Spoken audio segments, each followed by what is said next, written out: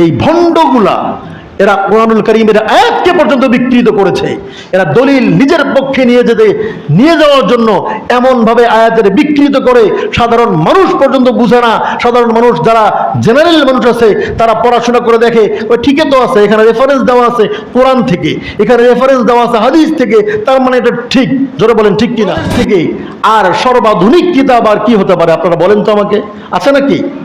তার মানে সর্বযুগের জন্য সর্বাধুনিক আইন হচ্ছে কোরআনের আইন। জোরে বলেন না সুবহানাল্লাহ। 7 নম্বর হলো কোনো ব্যক্তিকে শরীয়তের ঊর্ধ্বে মনে করা। আছে না এরকম অনেক পীরের মুরিদ আছে যারা বলে আমাদের নামাজ রোজা এখন লাগবে না। কেন লাগবে না? আমরা আধ্যাত্মিকতার চূড়ান্ত মাকামে পৌঁছে গেছি। এই সিরাজ যে বইটা বলছি ওই বইয়ের মধ্যে আছে, সিরাজ জামিনুরের মধ্যে, ওখানে তারা দলিল দিছে যে যখন বান্দারা আধ্যাত্মিকতার চূড়ান্ত মাকামে পৌঁছে যায় তখন তার জন্য নামাজ রোজা হজ যাকাত কোনটাই আর করতে হয় না।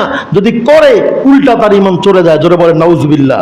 অথচ এই আয়াতের ব্যাখ্যায় এই আয়াতের অনুবাদ কি মুফাসসিরগণ বলেছেন, আল্লাহ তাআলা বলতেছে ওয়া'বুদ রাব্বাকা হাত্তা ইয়াতিয়াকাল ইয়াকিন, তোমরা ইবাদত করো যতক্ষণ পর্যন্ত তোমাদের মৃত্যু তোমাদের কাছে আসবে না।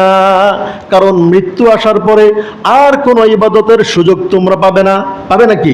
ওরা ইয়াকিনকে নিয়ে গেছে ঈমানের মানে, বলছে ইয়াকিন মানে ঈমান আসা। অথচ এই ইয়াকিন শব্দের অনুবাদ হলো ইয়াতি আইরাল মাউত, মানে মৃত্যু। ইয়াকিন মানে কি? এখানে মৃত্যু আসার আগ পর্যন্ত তোমাকে তোমার রবের ইবাদত করতে হবে। যার একটা উদাহরণ দিচ্ছি, আল্লাহ নবী মুহাম্মদ সাল্লাল্লাহু আলাইহি সাল্লাম যার কোনো গুনাহ ছিলেন, যার প্রসঙ্গে বলা হচ্ছে এই নবীর আগের পিছের সমস্ত গুনাহগুলোকে আমি আল্লাহ তাআলা মাফ করে দিয়েছি। যার কোনো গুনাহ নাই, ভবিষ্যতে যার কোনো গুনাহ হবে না, তিনি অসুস্থ, মৃত্যু রোগে আক্রান্ত হয়ে গেছেন। এই সময়ে মানে এই যে সফর মাস শেষ চলতেছে না, এরকম সময় তিনি অসুস্থ। তখন সাহাবা আজমাইনদেরকে একদিন তিনি ঈশার নামাজের সময় জানলা খুলে দেখেন যে সাহাবা আজমাইনরা বসে আছে। দুজন সাহাবীকে বলতেছেন ঈশার নামাজ কি হয়ে গেছে? সাহাবীরা বলছে ইয়া রাসূলুল্লাহ ঈশার নামাজ এখনো হয় নাই। সাহাবা আজমাইন আপনার জন্য অপেক্ষমান আছে, আপনার অপেক্ষায় আছে, আপনি মসজিদে গেলে তারপরে সাহাবীরা নামাজ পড়বে।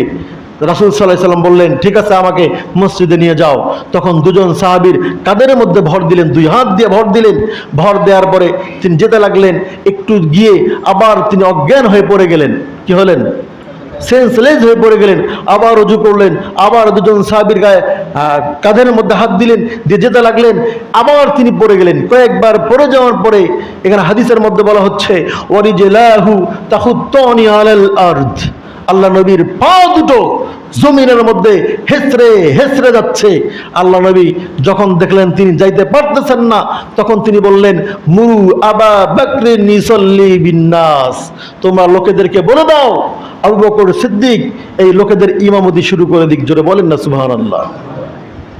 তাহলে তিনি কি আধ্যাত্মিকতার চূড়ান্ত মাকামে পৌঁছান নাই? এই ভণ্ডগুলা এরা কোরআনুল কারীমের আয়াতকে পর্যন্ত বিকৃত করেছে। এরা দলিল নিজের পক্ষে নিয়ে যাওয়ার জন্য এমন ভাবে আয়াতের বিকৃত করে সাধারণ মানুষ পর্যন্ত বুঝে না।